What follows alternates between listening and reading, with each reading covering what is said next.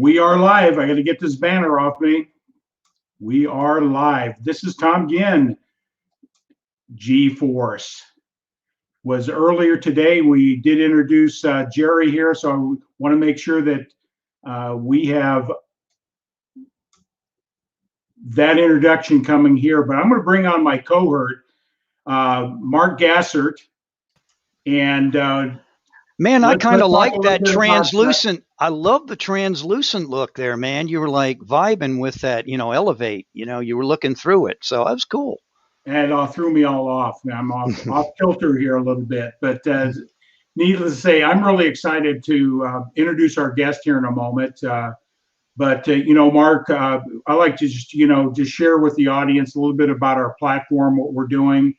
It's all about helping individuals that are either want to get into business themselves, budding entrepreneurs, bringing people in that have great success stories, can share their success, their philosophies, what they're doing to make transitions, like we've done this last year, just like you and I have done with Grow Live Academy. That's the reason we're streaming. You see we're still a little green at it here, trying to get this thing rolled out. But that's what we do as entrepreneurs. We just jump from the airplane and hope we'll invent the parachute on the way down. But so that's what we're here for. Mark, I'd just like to turn it over to you, and then we'll introduce our guest. You're muted, my friend.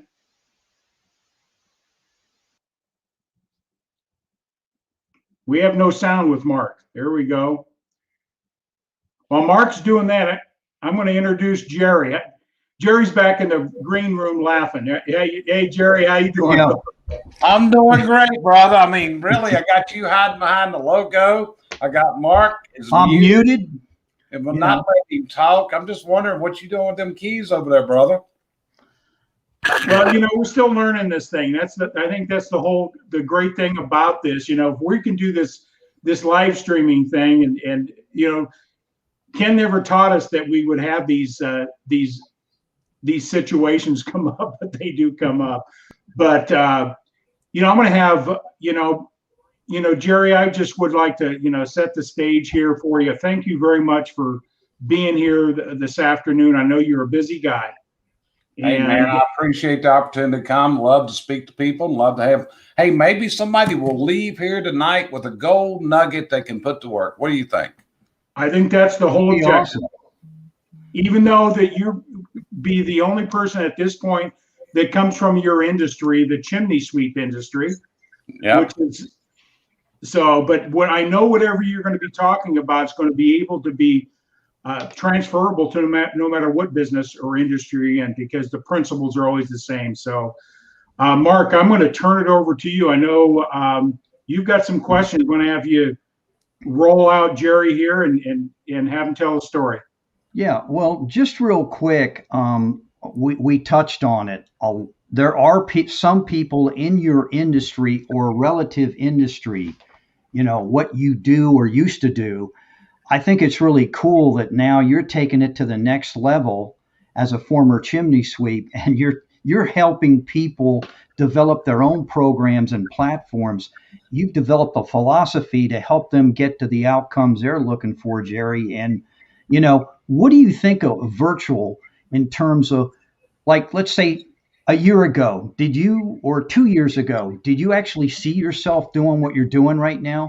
Well, you're talking about in the virtual world, Mark? Yes. Yeah, well, actually, I started doing broadcasting, not through StreamYard like we're doing today. Right. I probably started doing YouTube. I started doing Facebook Lives, those type of things, probably around 2012, and built a lot of videos up. And the neat thing about the virtual world we're in today and utilizing the StreamYard like we're doing tonight is now I'm able to broadcast live on up to 8 different channels at night. So whenever I do a broadcast. So I'm going through my YouTube channel and through various social medias that I own. But the real value here is not just the live, but also the residual where it stays up and people can find it later, and helps build up a library of what we believe in, what we teach, and the processes we share. So it doesn't go away. In fact, And from our research, what we're finding out is there's a lot more replays where people catch the recorded than they do the live. I mean, it's great to have them online because I love to see the questions come up that we can address them. But we've also taken our live presentations and we turn it into our podcast. So we take the audio and we upload it as a podcast. And we also upload them onto our websites. We do 2 broadcasts. We do the Fireplace Show, which is based to consumers, and we do the Chimney and Fireplace Success Network, which is based to the industry we serve and helping business owners. Yeah, it's a way to get the word out today, and you have the capability of reaching millions and millions of people that you couldn't do otherwise. Like our friend Kim Wall said, if ABC and NBC and Fox and everybody else says, hey, you can come on and take as much time as you want to, why are you not doing it? Right. Those are all great points. And I have to ask this. Everybody, I tease people about, do you demand respect, command respect, or earn respect? Now that's kind of I'm not going to say there's a right answer, but some people have an approach of they demand it, others command it. And the reason I bring these up, or you earn it, because I do umpire, and we have dissertations and discussions about how you handle yourself out there in the world, the real world. And for me, when I ask you that question, I think you've earned it because of what you do. You don't like demand it or command it. I think those come after the fact. I've watched some of your programs and how you approach things. You are relatable in your industry. I'm not going to say you aren't. And if I was in your industry or a relative industry, I think you'd have to be foolish not to take, inventory as to what you're offering out there. Correct. And see, when you say that about command, well, I have this real problem. And you may not have noticed in me, but I'm what's called a high D personality, okay? Yep. Which is, you could say the D stands for dominant or any other things. And I'm also married to a disc assessor. And from that point, I actually live with someone that can, believe it or not, read minds. But I don't think you can command respect. Right. One of the people that I followed, I think, was a very respected commander, and that was General Isenhour. General Isenhour, he earned respect. He commanded, but I don't think you can properly command, especially in today's world. When we see the differences, we're all baby boomers on this call, I'm presuming, when we look at it. And if we go back 30 years, 40 years, when we were told to jump, then we jumped. We didn't ask, we said, well, how high? And today, to command that respect, you got to be ready to explain what's the reasoning. Why are we jumping? Why are we doing this? And that is the difference in today's world. But again, I think you can never command respect. I think you have to earn respect. And it's like when we've been in joint coaching group calls on Thursday night, one of my things is I'm very quiet on those calls. I may ask a question and I may cut up some before the guest gets there. But if you ever watch, once we actually get into the call, I don't say a whole lot because I have to work really hard. Excuse me. I don't know how that happened. I have to work really hard to control that deep personality. Right. So that's what we have to realize about ourselves. If we're going to earn that respect, we don't earn it through command. We earn it because people respect the opinions. And the other thing is we have to learn to respect the opinions of others, which is a disappearing skill in today's world. Well, amen to that. Absolutely. Jerry, I was reading your bio and the information on you. You've been an entrepreneur. How long you been in business for yourself or have had that entrepreneurial drive? And what's your journey to where you are today? What type of businesses and experience? Right. The journey I'm on today of entrepreneurship started when I was 12 years old because I always wanted my own money. It wasn't because my parents wouldn't give it, but at the same time, I just had this nature about earning my own money. So my very first job was I went and I rented a chair in a barbershop and I shined shoes when I was 12 years old. I had seen people do this. So I asked the local barber's name was John and name shop was Big John. So I went down and I rented a chair in there, charged people 25 cents a pair of shoes to shine them. And from that, I actually went into the car cleanup business and rented a wash pit before I was old enough to drive at a local Texaco station. If you remember right, used to you had one door, and that was the Right. oil change, and you had another one that was for washing cars. So it wasn't being used. So I asked Rich Page, I said, hey man, how much can I rent that area from you? And I paid him 50 cents a car. And I think I charged like $1.50 to wash a car. But from that point, I also went in, and my background from there is I went into the printing business. But I was never intended to work for other people. So I actually opened up a lawn care business and did lawn care on the side till one night I was sitting in the print shop running my print press, and a guy brought in a Mother Earth News. And when a printing press is rolling, it's basically rolling. It's pretty boring, okay? You put paper in that end, and it comes out this end, and it's all printed. And it's not a whole lot to do when it's running. You may have to load that press every hour, but other than that, you're just sitting there ready to stop it if there's a problem. So there was an ad that said, become a chimney sweep. And they were running a special for your chimney sweep equipment, including your top hat, for $14.95. So it's like, hey, let me check into this. So I ordered my chimney sweep equipment, paid my $14.95, got my manual, and went out. And I was unleashed on the world as a chimney sweep, working in the print business for about a year. And then I decided this would become a full-time occupation. From that point, I went up to 2010. And in 2010, I guess you guys know there was a recession hit this country about 07, 010, which basically cut my legs right out from under me. And at this point, it was time I lost a lot of things at that point. I actually declared personal bankruptcy. It was a really terrible time in my life. But then I had a friend, and he told me something one night. He said, Jerry, these guys need you. You need to be a coach. And it's like, what's a coach? Okay. So he told me what that was and what I could do. And it was something I'd actually been doing for years. So I kind of meshed into being a coach in 2010. And here we are today in 2021. Cool. So when you went in to become a coach, so there's a lot of different consultants, coaching, mentors, facilitators. So when you're talking about coaching, you're coaching people in that industry have their own companies, trying to be more successful. Is that what you're helping build their? Right. Basically, what we do is our process starts at the following. We have a new client.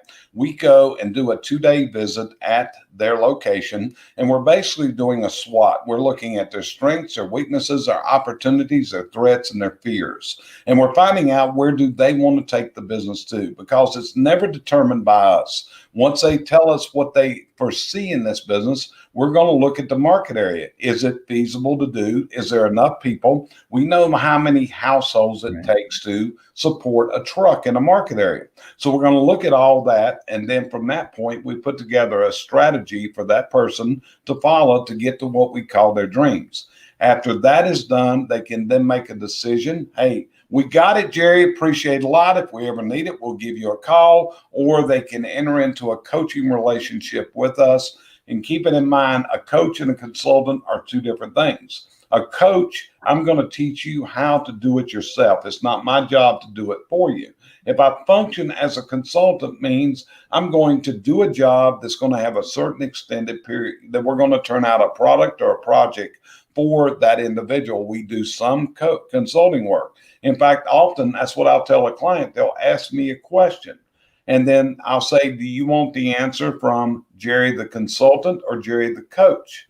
And they'll say, well, what's the difference? I said, the coach is going to help you get the answer. They're going to dig deep so you can come up with the answer, because it's not my job to do that. Now, if you want the consultant answer, I'm going to tell you, okay, to do that, you got to do 1, 2, 3, 4, 5. But if I do that, I've done you a disservice as a coach, because my job is to help you get better. A coach should be working themselves out of a job. A coach should never be a lifetime occupation with that client. There should be a period of time. And if you've done your job and your client is following your advice, there's going to come a day they're not going to need you anymore. Make sense? Absolutely. I totally understand that coming from my role and what I've done, because it's important. A lot of people get the terminologies confused, and they all have different roles. A facilitator is different than a coach. Correct. It does cross over. They have the knowledge. They're helping facilitate a new process or a new way of thinking, but it's not a consultant and it's not a coach. So there's a lot of differentiations of how people in your industry would I think you're very clear on what you do, and that's important for your clients to know that what you bring to the table. I see that you have some personal development coaching behind you as well. John Maxwell, Zig Ziglar, and you've got some credentials from Isenhour. So, right. Well, what it is, when I got into this business, like I said, I went through bankruptcy and I was well known. Now, the advantage I have over most people is I was known by everyone in the United States in my niche. Okay. If you call a local chimney company up and say my name, they will probably know who I am because of what I did from a voluntary standpoint. Because as you develop into this, you've got to develop your expertise. So when I started doing this, my expertise and SOPs and processes and technical things, it was widely known. I've written articles. I've done training going back into the early 80s. So that was a kind of a good transition and easier for me than most people. When you're going to enter this, used to be you had to write a book. You had to produce audio tapes, cassette tapes. You used to sell your cassette tapes. Then we went to CDs. And see, that's the thing today. Now, I don't think, we don't record CDs. We don't record cassette tapes. Today, it's all social media and taking advantage of technology like we're doing right now and learning to do it better and better and better, positioning the camera. In fact, I learned something I just told people the other day. I found out that I've got to position my cam dead in the middle of my monitor. So right now, as we're doing this, I've got a widescreen TV and my cam is sitting dead in the middle. Yeah. So instead of looking you guys in the eyes like that, I'm looking at that camera right now. Right. That was a little trick I picked up in the last few weeks. Then I told the people on the Grow Live, and this woman says, well, I've been doing that for a while. But why didn't you tell me? Okay. You gotta share what you learned. That's what I try to do here. Right. So Jerry, because I'm all about success through thinking and through how that's governed. In all your years dealing with all levels of different sophistication of business and people, what do you see on their belief sides the biggest challenge that business people have dealing with difficulties, transitions, economies? What is it that you see that's the biggest stumbling block they have? All of the above. But see, one of the unique things about the home services industries are the last year have been financially phenomenal. Yeah. Business is the most I have ever seen since I've been in business. I have never seen the demand for home services, for remodeling, for roofing, for landscaping. It is unreal. So this COVID, in a way, has driven many businesses to the top while other businesses are failing. I mean, you go to the airport, the rental car fleets are less. There's not as many flights. The parking lots don't. I remember I was in Manchester, New Hampshire about 3 weeks ago. And when I come out of the airport, and the rental car lot's like, my God, the whole parking lot is empty. There's nobody flying out of this airport right now. But then coming back into Charlotte last week, when I flew in last week, all of a sudden it's like, my God, TSA lines are backing up. And now people are starting to get out and they're starting to travel and get out again. Yeah, a lot of things have changed. And I know you got a John Maxwell background. How long did you work, or did you just study some of his materials? Do you use that in your coaching and consulting business, his principles? Yes, we use several of the principles. One is John's principles of failure and being able to fail forward, because we're always going to fail more than we're going to win. And what we got to do is we've got to take those failures and put them to work for us and how we design to go forward, which is part of the process I use. I failed every way you can. So I feel like this gives me the background to tell you how not to fail today.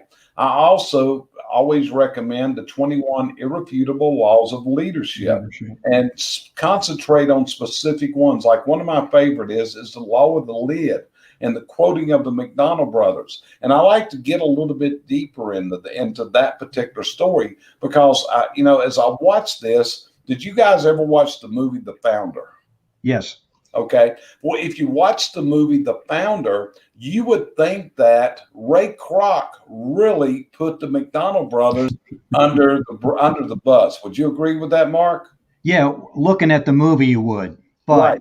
but there's another side to that. But there's another side, which was I got on a flight and I always take movies. I load up my tablet and I went to Amazon and I seen this, The Founder, The Real Story, which on this. What they did, they interviewed Dick McDonald. And Dick McDonald told the story from their side of how much money they got and what they got from this and what they did with the money and how Ray Kroc got the money and how Dick and Maurice got filthy rich off of investing into Ray Kroc's corporation after he paid them the $3 million to buy them out. And it's like two sides of the story. Sure. One of my coaches is Scott McCain. And we were having a call a couple of weeks ago, and I said, Scott, I got to share this with you about what I saw in The Founder, The Real Story, and told him about this other side of what Dick McDonald said during that interview of how him and Maurice came out because they recognized they had a lid. They knew they couldn't get past this lid, but they recognized that Ray Kroc had the ability to take this to a whole new level. So like most movies, the story kind of got construed like the screenwriters wanted it to go, which is kind of normal. It's kind of like the news media and how somebody slants it in a different ways. I think that's what I used to like when we were kids or when we was younger and Walter Cronkite reported the news. He didn't give you his opinion of what was happening. And in today's world, we don't have that any longer. We can turn on CNN. We get the CNN opinion. We can turn on Fox. We get that. It's like, hey, folks, I'm an adult. I don't need you to tell me how to think. Great points. Can I hop in here? Go ahead, Mark. Go ahead. You're on a roll, so I got to bring it up because we touched on it, Jerry. You mentioned about finding quality or qualified individuals, whether it's male or female, and you can train them and make them, viable out there in the marketplace through your training. Now we touched on this about some people right now, and like in service industries, because of that U word, the unemployment word, like I can say truthfully in this state, some people are happy with $600 a week, and there are people that have restaurants, pizza places, whatever the case may be. And it's hard to get people to come back, and not just kids, but adults. And do you find yourself, or I shouldn't say you personally, but people that you mentor in your services industry, are they struggling with this right now, Jerry? Every day, every coaching call, we touch on this because it is the leading challenge in America today. And this is one of the things, and I hope this doesn't upset anyone, but this is where our leaders of our country just don't have their eyes open. I was listening to President Biden last week. And number one, I will always respect the man that has been elected the president. Okay, I want you to understand that. But the whole thing is, he's not looking at reality. When I heard him say last week in the jobs report that we have to create more jobs, and I'm ready to just pull my hair out. It's like, wait a minute. We have 7 million unfilled jobs out here that people can't even get an applicant into. I was in Pennsylvania, I think about 4 weeks ago. And when I was in Pennsylvania, I was in Bethlehem, Pennsylvania. And I was driving down this 4-lane street in the middle of town that had a grass median. And the help wanted signs that looked like house for sales, There was one after another Yes. after another. There were hundreds of these. And this is the whole thing. If you want a job today, there are jobs out there. And the bad thing about this, Mark, is I'm talking about jobs that you can make six figures. I'm talking about plumbers. I'm talking about HVAC companies. I'm talking about people, and they're looking for basic mechanical skills and decent communication skills, and they will train you. There's a company here in Charlotte. Its name is Morris Jenkins HV Heating and Air. And Morris Jenkins has an 8-week tech builder program. And if you go to work for them for the first 8 weeks, you go to school with them, and they are paying you to learn a trade. Wow. They're paying you. And the same thing goes on. I have another friend. He is out in Phoenix, Arizona. His name is Tommy Mello. He owns A1 Garage Doors. He's developed his own in-house training center there in Phoenix. He is in 20 states right now in the garage door business. His monthly goal is to hire 50 new technicians a month, 50 new a month. And the best they can average right now is 17 per month. And this is, again, these are jobs that pay six figures. It's not minimum wage. Right. But what you got to do is come in, and they're going to pay you to train. But again, in today's world, it seems like finding these applicants that simply have a desire to work, who want to learn a trade, that's the shortage. It's not a shortage of jobs. And that's where the leadership of our country has got to get its eyes open of what our problem is. And I'll give you another one. I fly a lot. I fly and I park at a private airport parking lot at Charlotte Douglas Airport. Well, right now, what's their problem? They cannot get their drivers to come back to work. Now, what's crazy about this, I've been on enough of those limos, and these guys get tipped by everybody coming out of there. So these tips, I've computed it up. These guys can make $30 to $50 an hour simply driving around that parking lot, picking people up, take them to the airport, and take them back. We're not talking minimum wage jobs. And there's so much concentration on this $15 an hour minimum wage. And my position is, if you got a job that's only paying you minimum wage, then why don't you better yourself? I mean, that's in my life, when I declared bankruptcy, it was all gone. But I still didn't ask a single soul to help me. I'd say, I got to dig myself out of this hole. And nobody else put me here. I put me here, and I got to come out of this, and it's going to take some hard work. Right. Well, Jerry, I love the way that you just tell it straightforward, because I think people need to hear that, so we can call a spade and all those type of things. But, I think it's, any business today is, like you said, is challenged with this. And, besides making the investment and learning the skills and those type of things that you encourage people to look at the trades, but also what's your thought on getting personal development coaching as a business leader, a sales manager, leader, whatever? What's your take on that? What would you recommend? We all have to have coaches. I think that's one of the things that would shock me, is how much I pay a year to coaches that I can go to that can help me, because I'm going to be up against the wall at times. It was like last year, in January of last year, I seriously considered retirement. I'm old enough to retire, but at the same time, I really don't want to retire. I enjoy what I'm doing, and I'm going to continue doing it. But I had this real challenge, and the challenge was that I was trying to help people, and they weren't taking what I was advising them to do, so they were failing. And I started to take this personal. So I had to have a conversation. I had 3 coaches. So I asked the 3, who's the best qualified of you to help me through this? And they told me who to talk to. And at that point, we had a good long conversation.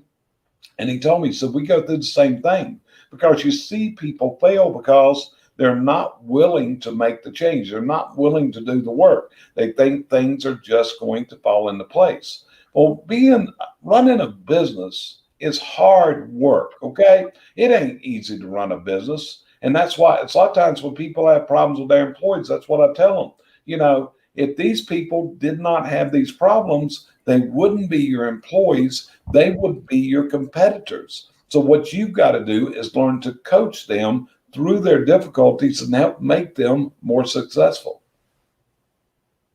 Yeah, I just want to, acknowledge Charles. Come on, he made a good point here. Please do. Yeah. It's very important. Is that what they're proposing out there? These are entry-level jobs to learn some basic skills. How to just show up for a job is a basic skill a lot of people don't have out there today. So, hey, Scott, how you doing? Thanks for jumping on. It was years ago, a man told me, a friend of mine, he said, Jerry, anybody that's got a pickup truck can make a living.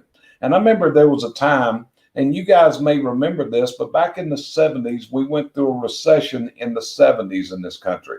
And I was working in the printing business at that time, and I was an offset pressman. But what happened was our hours were cut back. I was only working 28 hours a week, 28-hour work week. Now, I had 3 small kids to raise, and I had a wife that did not work. She stayed home with the kids.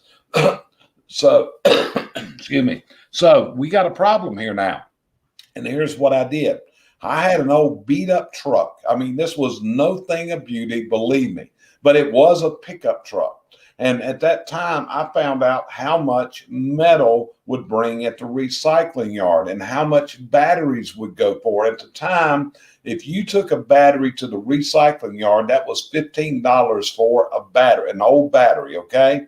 And cans, I found all kinds of places on the road. And so I spent my off time picking up metal, tossing it in the back of that truck, heading out to the recycle center, and then I would sell that metal. And it was unreal. I was ending up in scrap metal, picking up easily. There was days I make $200 to $300. And at that time, $200 to $300 was a good income, okay? Now, same time, because my house payment at that time, I can remember when I bought my house. The house I lived in back then had the payment per month was $200 a month, thereabouts within a few pennies. And people told me nobody pays $200 a month for a house. And now I'm sitting there later in life thinking, Lord, $200 a month. My lawn maintenance bill's more than that today. My power, it's like that's about a fourth of my power bill for this monster we live in. But it's all the things you do. But the whole thing was, I wasn't going to rely on government assistance. I wasn't going to rely on food stamps. I was going to provide for my family. And I was going to do it. Like I said, I got out in that pickup truck. So you've heard me say, I'm a coach and consultant. I own my own corporation. I have about 7 people in the company today, but I have shined shoes for a living. I have washed cars for a living, and I have picked up metal on the side of the road to make ends meet. So, I know what hard work is, and I know, and just like today, but it's what you have to do to survive. And like I said, that's where we've got to get this country with its eyes open into what we actually need to fix it, because the jobs are begging for applicants. Yep. What you said there, Jerry, resonates with me, and I know it resonates with Mark. I've been in business for myself since 1983, and I had some tough times. I had to make a decision one time. Do I sleep in my office, set a cot up in my office, or sleep in my car? So a lot of times people think they're in business, things are just always going good. And you do what you need to do. I would rather do business with somebody that has struggled but has also come to the top, because there's something there that you bring to the table, right, that a lot of people aren't willing to do. And right. And see, that's the whole thing that a lot of people don't understand.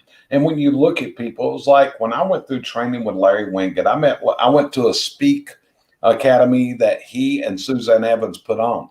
So part of this was Larry Winget got on the stage and he told his story.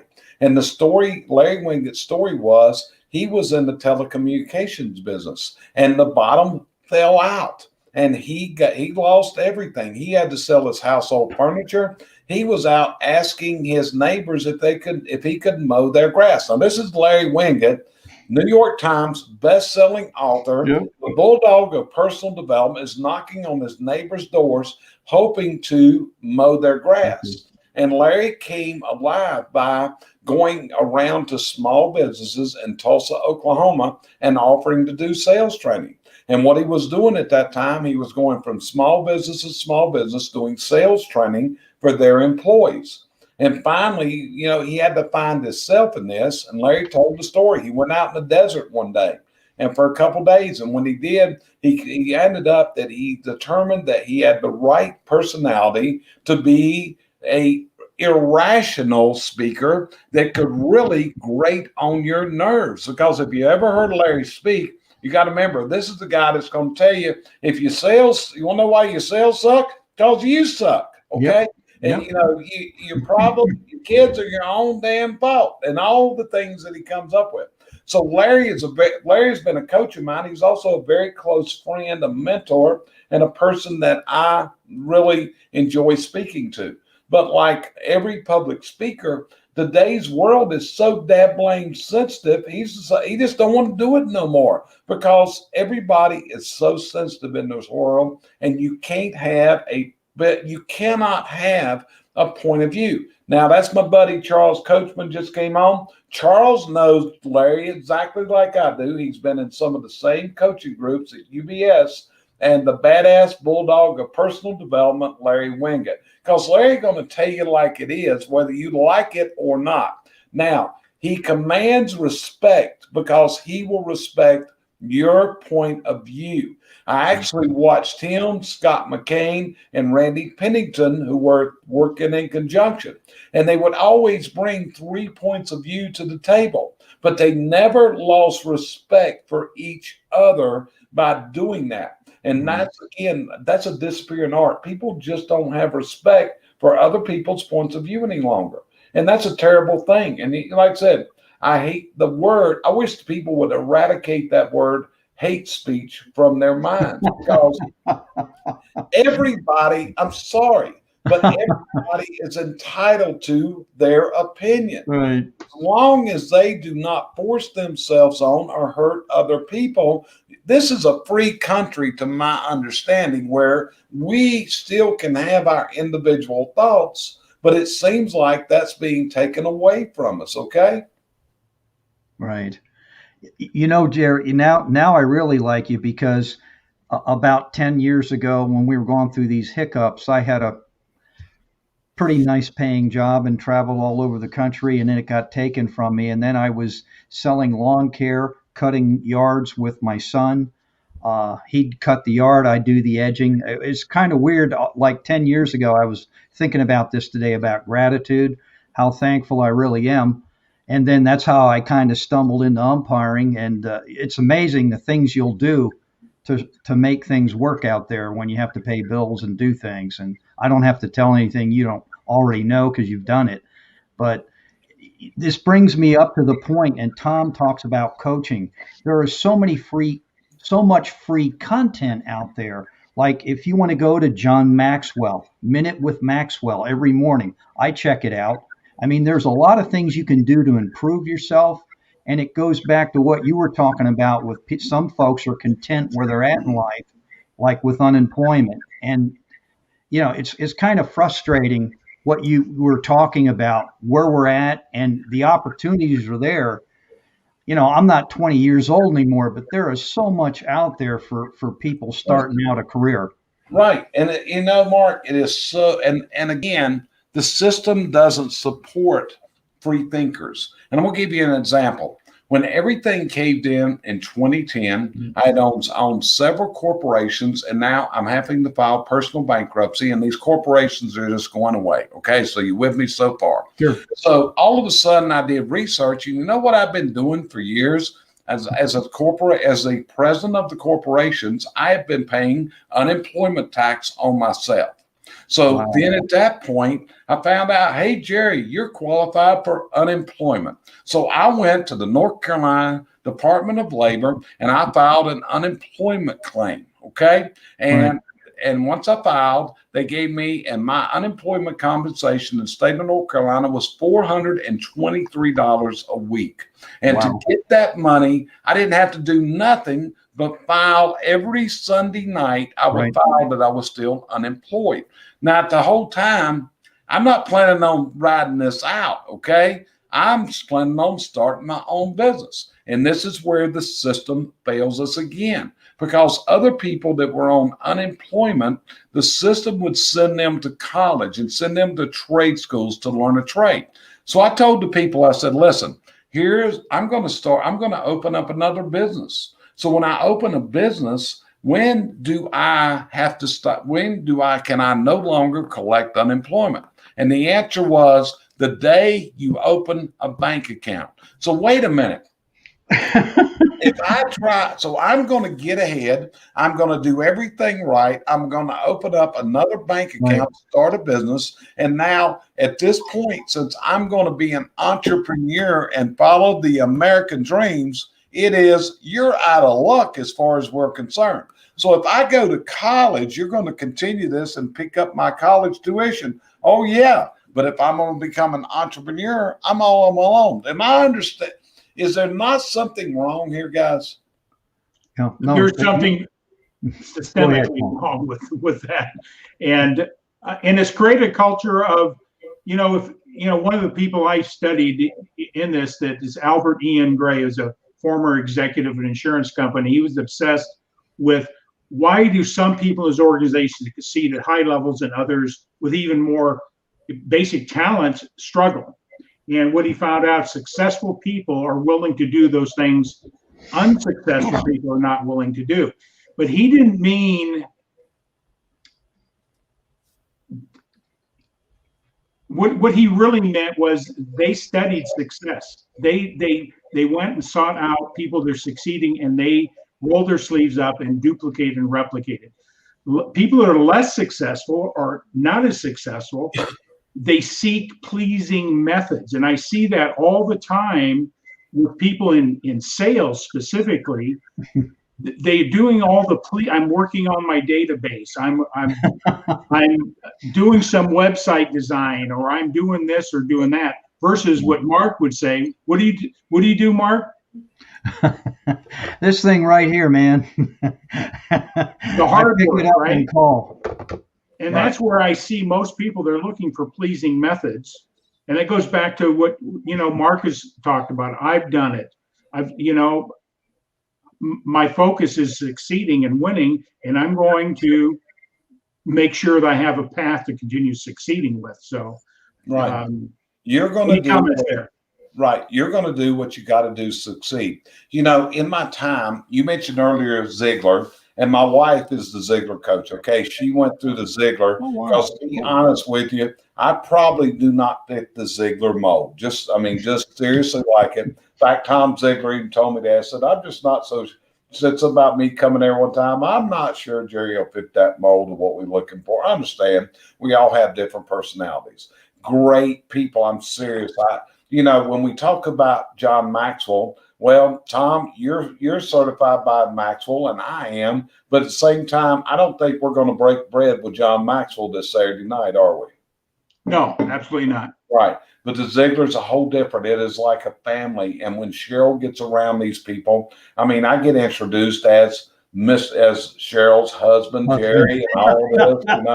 It's like I go somewhere. But again, I went with her to a Ziegler recertification, because in her Ziegler world, you have to go back for recertification on an annual basis. So she said, hey, we're having the recertification thing, and I can bring a guest. Would you like to come? I said, hey, man, I'll come in there. I'll see what Ziegler's all about, see what it's like. And one of the speakers there was Julie Norman Ziegler. Now, does that name ring a bell to either one of you?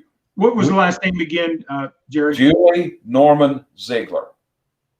Is that Zig's daughter? That's Zig's daughter. Zig has a couple daughters, but this is Julie. And Julie is the one, a lot of people may not know this about Zig, but Zig took a fall and hit his head while he was still speaking. And it actually caused some brain damage with Zig. So Zig could not travel any longer. So when this happened, he was in this hospital bed. He called Julie the little one. So she came to her hotel room and he said, little one, I got a lot to say. We got to figure this out. So Julie went on the stage tour with him and I actually joined him on stage. So I got the opportunity for Julie Ziegler to tell her story at this Ziegler conference. And Julie talked about her husband and problems she had, but she also shared something there, which was the time that she came home from school and the deputy sheriffs had nailed an eviction notice up on the door of their house because Zig wasn't always rich and famous. There's a lot of people that are famous, but they're not necessarily rich. So economically, Zig's life was pretty hard in those days. So they faced eviction from the sheriff, the other things that other people have gone through. But the thing was, Zig didn't let this stop him. Zig was such an inspiration. There's a guy named Bob Boudin. And do you guys know who Bob Boudin is by chance? No, I don't. That one I don't. You got me there. Okay. I don't So know. Bob Boudin, so you're aware, is the most powerful man in sports that there is. Bob Boudin is a sports agent that represents many of the top names in the world of sports. Bob Boudin is so powerful. He is the person. He told George Bush, the younger George Bush, Right. you can't be the commissioner of baseball, but I think we can make you the governor of Texas. Okay. Oh, So wow. yeah. So, Bob lived in the same neighborhood with Zig. And Bob told stories about Zig too, about how Zig decided he needed to lose some weight.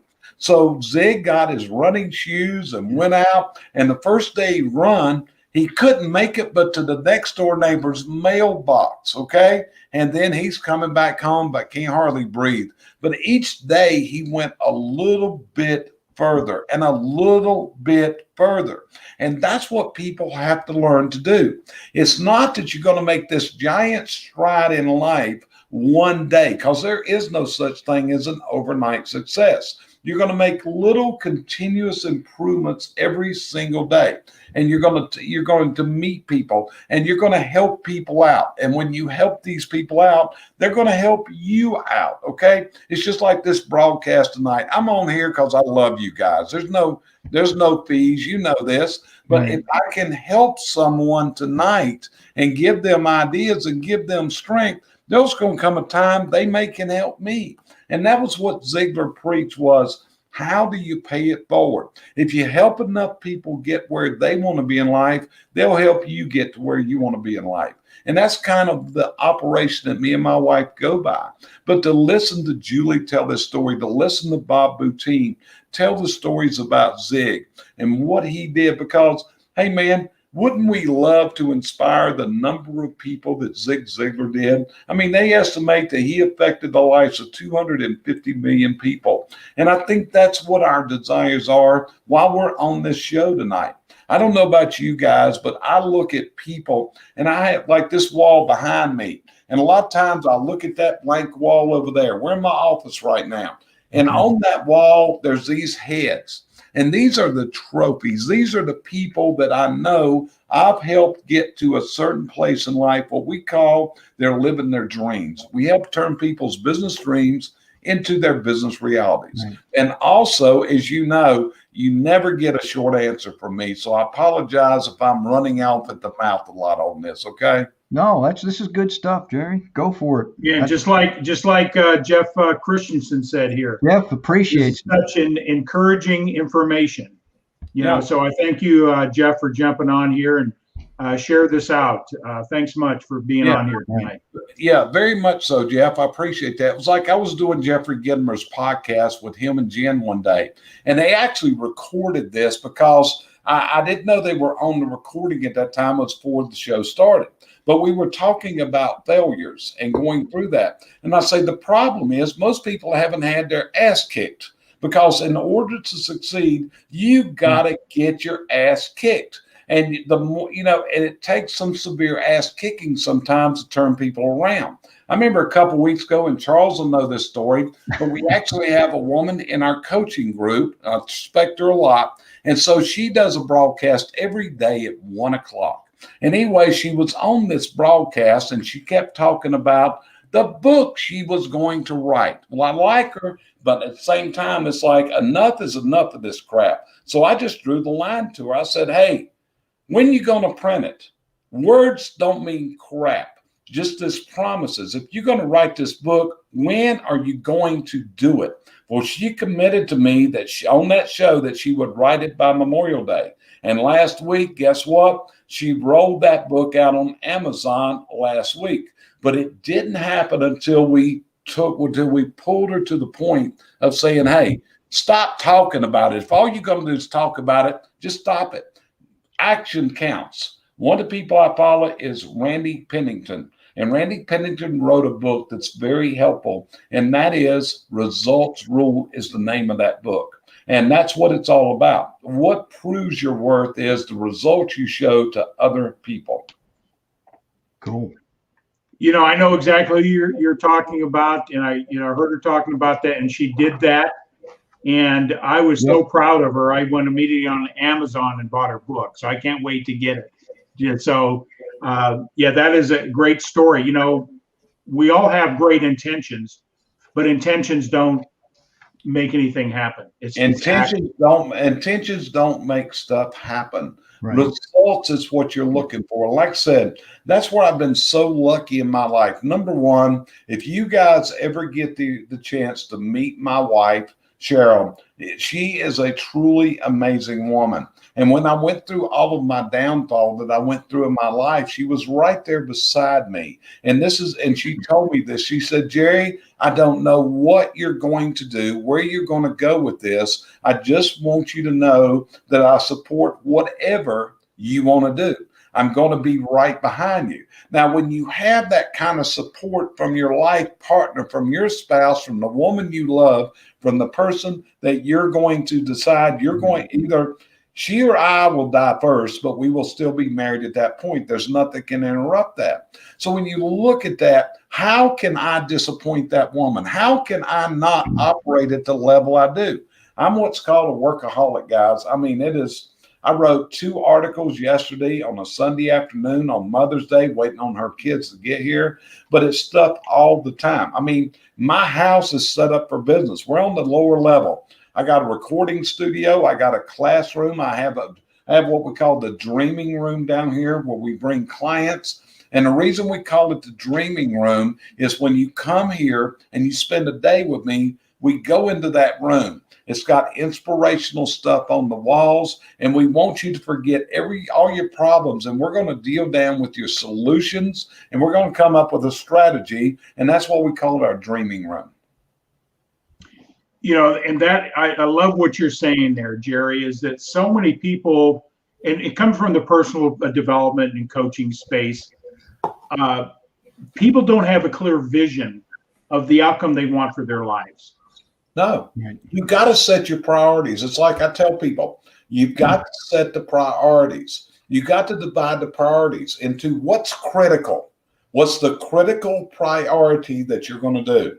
What's the very important things? That goes right under critical.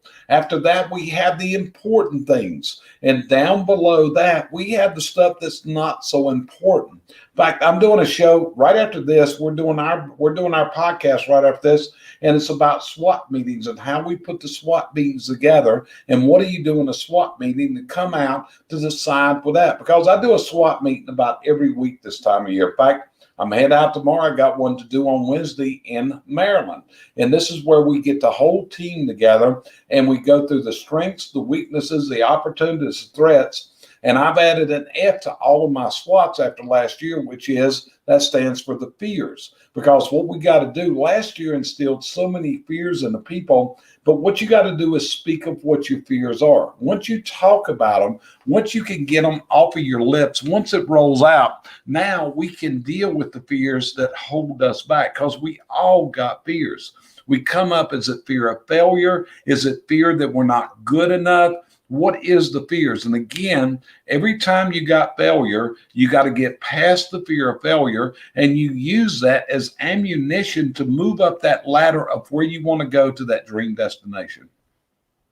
Man, Jerry, you're talking my language. You know, you and I, if we did a sidebar on this, we could probably eat up a couple hours of our time. Well, so it's like it's like I told Ken Walls. He come to visit me. It's like, Ken, I'm just a poor chimney sweep, and he looks around and says, "Yeah, right, okay." But hey, Jerry, this is a little funny interlude here. You mentioned to me when I shared this out, and the reason I did this, I grew up in Lebanon, Pennsylvania, and you saw that guy. I said this is on a good note, a P.T. Barnum moment. The guy that goes out to that's a market that's been around since my grandparents. It's been around a long time. You said you were there. You said you've been there at that market, Lebanon's Farmers Market, yes, and everybody laughs at that guy. I'm not laughing at him. He gets out there and promotes a lot of different things, and I'm like, hey, this is kind of cool. That there's a gentleman, and here we are. We're all, I guess I'll use the word seasoned or mature. And that gentleman definitely fits the bill. And he's out there, live streaming, and I'm like, wow, he's Facebook Live, and he's out here, hey, come to the market. This is what we got. People laugh at him, but he's drumming up business because people all the time come there. My sister still lives there. She's a nurse. And she says, yeah, man, people come after he promotes, his wares out there to market. So. Yeah. Well, one day I was scrolling through Facebook, and there was a guy, and he was at a meat market. I'm not sure where it was. Right. But same thing. He was talking about how his meat was the best. Right. And as you go through this, and these aren't trained presenters. These are people that are just speaking, and that's what you got to do. I mean, tonight, you guys have asked me questions, and I've just spoken from the heart. I had no idea what questions you were going to ask me, but you just come up and you just speak from the heart. And that's what people got to do more often. Again, get that word out. And if you're not using all the mediums in this day and time to grow your business, it's your own fault, because all the methods are there, all the processes. You just got to put it all to work. I would never have visioned myself a year ago, because I was terrified of a camera. Just standing up I could put me on a stage, put me in front of a live audience, but it was all brain stop, couldn't talk. Dude, let me tell you something. You see this smile? You see this? Yeah. Okay. That's $72,000. That's what I got invested in my smile, because I had to go through implant surgery, and everything is all implants right there. And if you've ever been through implant surgery, there's a certain thing you have to do during this, which is there's a period of time that you have no teeth. Okay. Now I got 72 stitches in my mouth. I have no teeth. I still was able to speak on a camera during that period. And if I can speak on a camera with no teeth, anybody can. In fact, I went to Gittimer's training at this point. I went through sales training and got certified by him. And then I went back and went through video training. When I went through video training, I got no teeth at all in my mouth. Okay. And at the same time, I've got these CEOs and everybody else coming in front of that camera. These guys control multi-million-dollar companies, and they couldn't speak to the camera. And I said, what in the hell is wrong with y'all? I got no teeth. I got no problem coming right into this camera like this. So again, you can do anything that you set your mind to. But if you're not, if you're not willing to do the work, the hard work, if you're not willing to face the embarrassment, it's like speaking. Okay, you could probably go back to what I said tonight and probably pick out 10 to 15 words that I may have mispronounced. Do you think I care? No. I'm going to get the words out, because the way I speak, half of what I say is under, you guys know how Glenn Morshower, the actor, he likes to mimic my Southern accent, right? So as you look at it, You just gotta, you put those fears behind you and you come out of your shell and you just gotta tell it like it is. And people, and that's how you're going to command respect, in my opinion. To go back to your first question, Mark. My first question. Yeah. Commanding respect. Yeah. Commanding respect. Earn respect. Yeah, I think it all starts with earn. No, the reason I say that, I love asking that question because some people figure you command it, and I just feel once you earn it and you earn it through your deeds, that all that other stuff, command, demand, it'll happen. Not that you are doing it, but people will look up to you and say, "Hey, this individual knows what they're talking about. I'm going to humble myself, be quiet, and just take it in." And that's always kind of been my approach when I don't know something. And my brother-in-law was a business person back in Lebanon, Pennsylvania. I don't know if you know him. I'll mention his name, Vernon Meyer. He sold steel buildings. And one of the things he taught me was most people look at ways to save money. I look at ways to create money. And he just said, there's nothing wrong with saving, Mark, but that's how I approach things from a business perspective. Yeah. So Lebanon, Pennsylvania. Let me give you a little more background there. My father's family is from Lebanon, Pennsylvania. Oh my God. Now, and they moved south, and because of the gold. The first gold in America was discovered about 5 miles from here. We had the first gold rush here in Cabarrus County before it ever was in California. So we had a lot of gold mines around here, and they came here, but they were furniture makers also. But actually, if you'll notice, I told you earlier about one of the leaders I admired was General Isenhour. Right. So doing some research into my family tree some years back, I found out that Dwight Eisenhower is actually my 8th cousin. And we the name was changed. The spelling of the name is different because many times names got what they call bastardized by moving around different parts of the country. But I actually met his granddaughter in Amsterdam. I was on a business trip, and believe it or not, chimney sweeps. I was actually a chimney sweep representing American chimney sweeps in Europe at international meetings back in those days. Like I said, I got around, but met his granddaughter there, and she was the one that informed me that we were actually cousins. So it's really amazing. But actually, my family heritage is based right there in Lebanon area. That's cool. Very cool. Wow. So see, I wouldn't have ever this is what I'm getting about live streaming. It's a great medium because we would never have known that. I would have never gotten to know you. Tom mentioned a year ago, I had no iota about doing this. I like, what is live streaming? Maybe it'll help me. It has helped me. You know, I'm involved with sales training. I do this a lot with, customers I call on, and it's, you just got to let it have fun with it and enjoy the process. That's what I say. Right. Well, it's like the live streaming.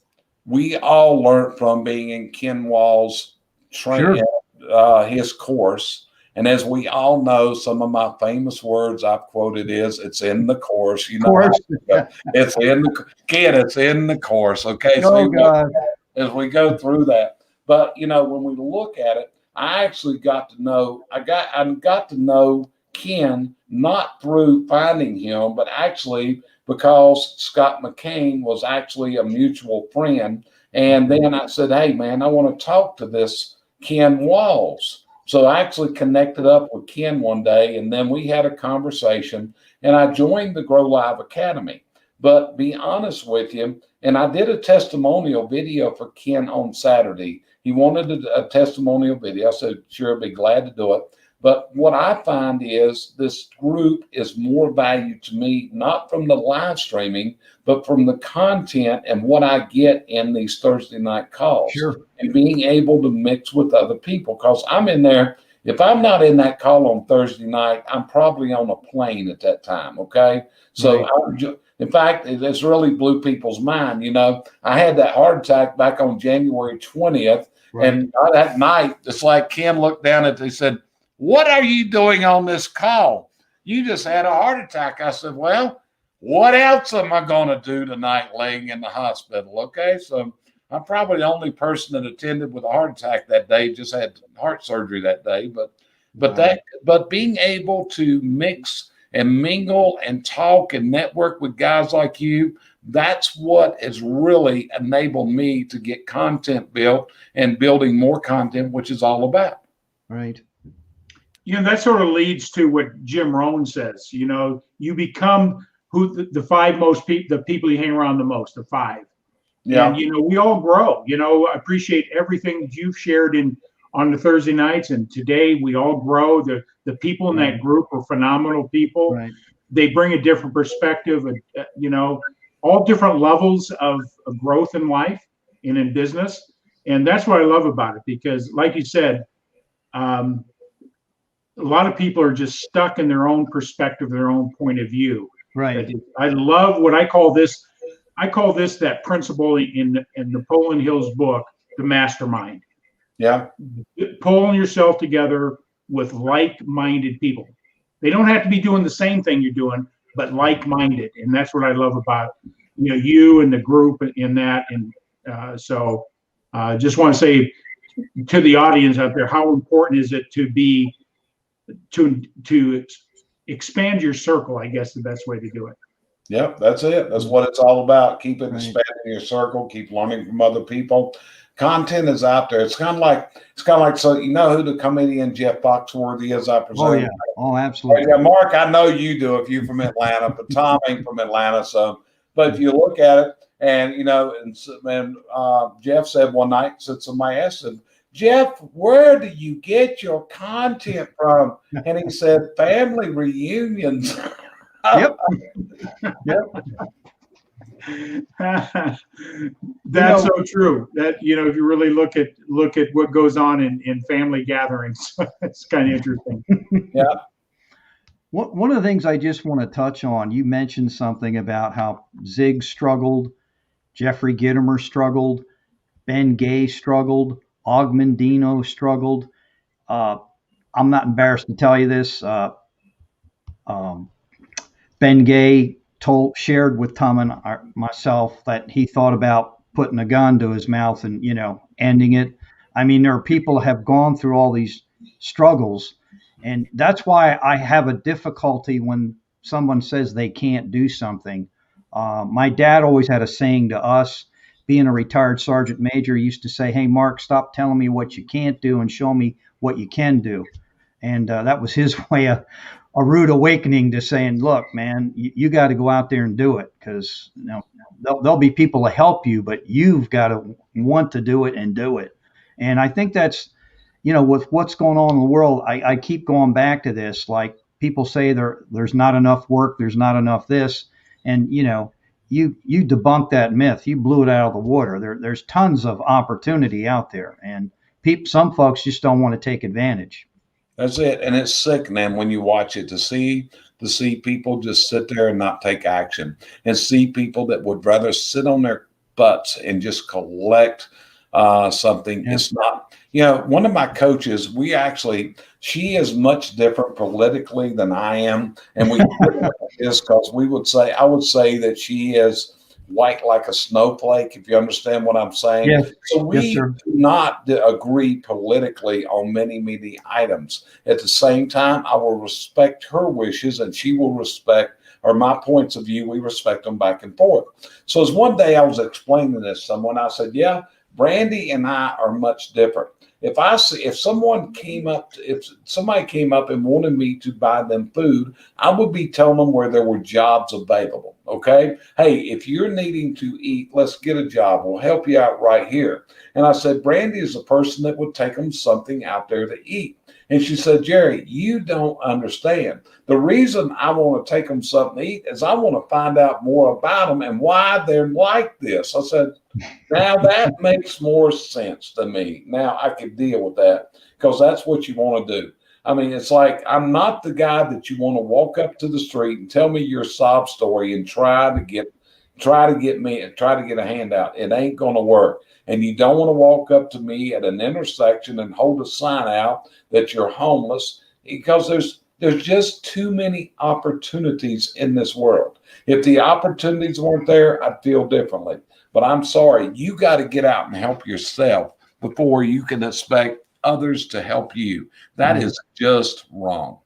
And Yeah. again, I hope I haven't upset anyone tonight with my point of view.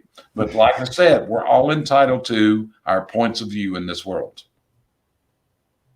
Outstanding. You know, I saw that yesterday coming home from a baseball game. They're right at the getting on 141 at the traffic light, a husband and wife, and he had a sign. And, you know, I just kept looking straight ahead. You know, I could feel his eyeballs. I wouldn't engage with him. I mean, you know, I was going through Atlanta, going to Auburn, Alabama a couple of weeks ago. Because the problem with Auburn, Alabama, the closest airport is Atlanta, Georgia. Right. So it's easy. Atlanta is a drive. Atlanta is not a fly for me because of the time spent, airports waiting and all that. Right. So I'm driving through, and it's like anxiety time coming down because I hit the I-85 entry into Atlanta at 4:30 p.m. And you know what it's like. Okay, so I'm coming down and I'm talking to a buddy of mine that's for me. I said, "Hey man, I got Spaghetti Junction coming up. What do I do here? Am I taking 285 or 85 through town?" He said, he looked down, he said, "This time of day, I would take 285. Got close to 285. I said, "Are you sure?" He said, "Nah, going through town." And believe it or not, Mark, I was on the south side of Atlanta in record time. It was like I just kept moving. Right. The only slowdown was where 75 and 85 come together right in downtown. Once I got a mile past that, we were moving on down the road. That's cool. Yep. Yeah, 285 is not that kind sometimes out there. I call that the raceway. That's insane. Yeah. Well, Tom, do you have anything else to add here? I mean, I think Jerry's sharing. I'm just sitting here enjoying Jerry. You know what you're sharing, Jerry. It resonates with me, and I just, those that are out here watching tonight, share this out, because the more we hear this perspective, hopefully that will be the spark that somebody needs to make a different decision in their life. Right. Hey, maybe I'm sick and tired of working for somebody else. Maybe it's my time to go into business, get that pickup truck out and go pick up some metal on the side of the road, like you said, man, because I'm an entrepreneur. I've always controlled my future. And there's only been a few times in my life where I've worked for somebody else. And that was usually a transition to another business gig. So, Jerry, I really appreciate it. I know you said when we got on here, you got a hard stop coming up. Because we can stay on as long as you like. So I just want to make sure. You got anything else? We're going to be doing a broadcast when this is over on my broadcast system about how to do swap meetings and all that. But I just told Cheryl I had this broadcast set up with you, so we'll do that one. I got where I don't announce mine in advance. I just go live when it's time. I found out it didn't do any difference to announce it. So, hey, when we're ready to talk, we go live. Wonderful. Awesome. Well, thanks, Jerry, for that. Mark, do you have anything else? I just wanted to ask Jerry, since yesterday was Mother's Day, were you nice to Cheryl? Because she's a nice lady. She's a very nice lady, Yes, I was very, very nice to her. She asked me the other day, she said, "Do you mind if my kids come over here and we cook for them?" I said, "Doesn't bother me. It's your day. It's whatever you want to be, whatever you want to do." But Mother's Day is I don't know if your parents are still living, but it's like it's a very difficult day for me. You just go through so many of the memories and so many of the emotions. And I try to write something and put it on social media every day. And yesterday, this is like 20 years since my mother passed away and those kind of things like that. So just getting those thoughts out. And a lot of people liked it because they said the way I'd said it so eloquently. So that made our day really good. So all in all, it was a good day. My wife. Grateful that we all have a mother. That's it. No matter what the circumstances are, right? Yeah.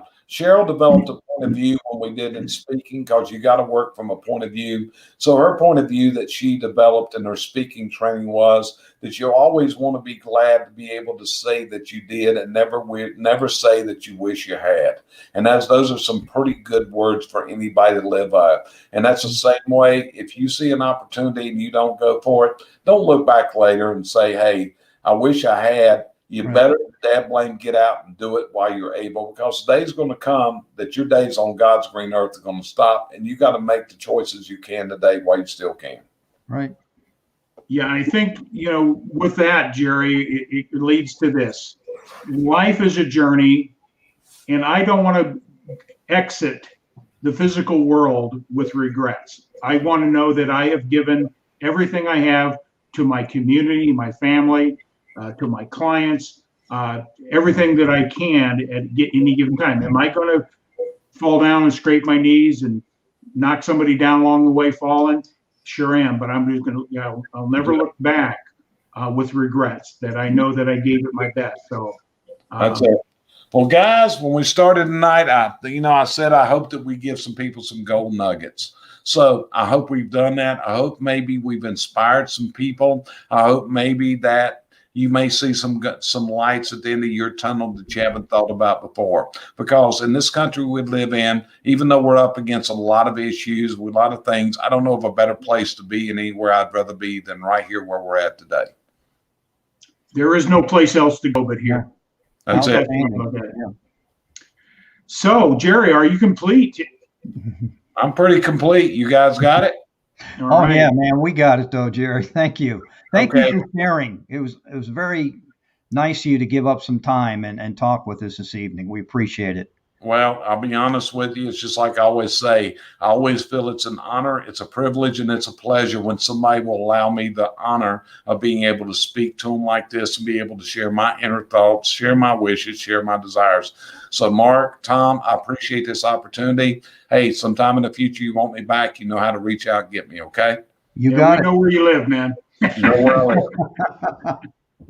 Thanks, Jerry. Hey, we're gonna put you in the background. Just hold on while Mark and I sign off. I've got one more thing that I want to make sure that I get from you before we sign off. If you just got a couple minutes, is that okay? Sure.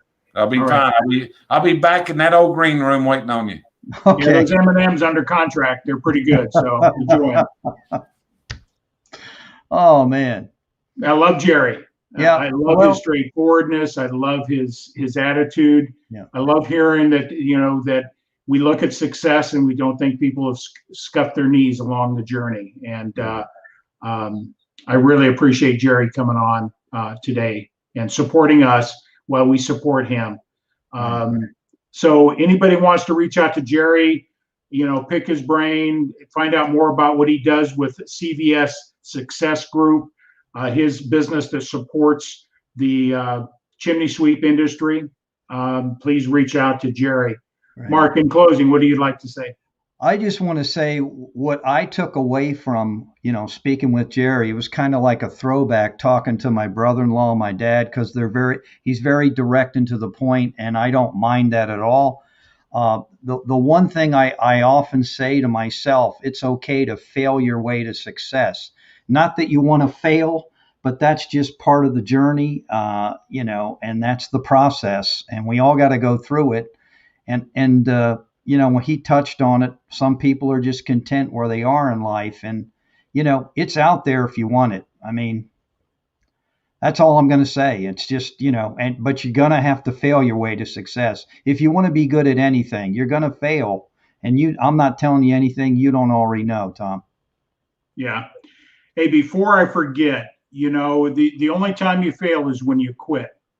The rest of the time you can keep moving forward. But before we forget, we got to make an announcement. Who's next week's guest? You know who it is? Well, I've written it down here in the calendar. So next week is, hang on here, sir, and I'll flip my page. And next week is Preston Weeks. Preston Weeks. Yes, we met him in our Grow Live Academy. I interviewed him last Friday. It's going to be a wonderful, great interaction with Preston next week. So turn on your notification for next Monday, 6 p.m. Eastern, for Elevate Your Profits. That's going to be a great, dynamic interview. Right. So with that all said, Mark, are we complete? I think we are. Just real quick, if you want to know what Tom and I are doing together here, feel free to reach out to us. Elevate can Your I put Profits this is up? about. I'm gonna surprise you tonight here a little bit. Uh-oh. For those that are watching, if you want to know what we're doing, scan that code, and you'll find out what Mark and I are doing. Scan that code. So I love that. that's That's a our own beautiful personal thing. Scan public. me. That's beautiful. So, Mark, I'm just going ahead and roll us out. We'll do the closing. Go Anything for it. else? That's it. Thank you, All right. everybody, for joining us this evening and sharing Man, it. we did have a great group of people. Thank you all for being on and sharing out there. One last comment here. I want to make sure we honor that. I hope you remember to show up for Douglas Marion tomorrow. Okay. Robert's got something All right. going on with Douglas. Cool. We are signing out.